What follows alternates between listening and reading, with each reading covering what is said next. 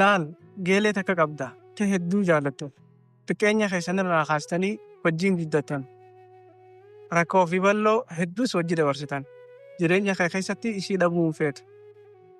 Ammallee jaalallee tokko qabda ka hedduu jaalattu isaa wajjiis jireenya fuula duraa karoorsitee bultii wajji jaarra waliin jettanii jirtan. Guyyaa tokko kaateeti geelee ta'e tana hedduu jaalattuu fi jaalallee kee kana hedduu jaalattu wal barsiista. Yeroo waa xiqqoo booda isaan lameen kun kophatti wal dubbifataniiti wal fuudhan. Sanboota aruusa isaanii irrattis si affeeran.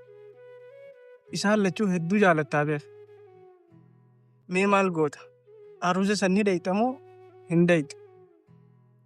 Yoo aruusa san dheeyxe hoo miirri kee aruusa san keessatti akkam taasif fakkaate? Miira akkamii qabaatte si fakkaate? Deebisaa ta'e komantii jalatti nuuf deebisi. Viidiyoo kana fobbilinkii tarshannaa godhaa. Warniingiin irra jira waan ta'eef hedduu takka galatoomaa.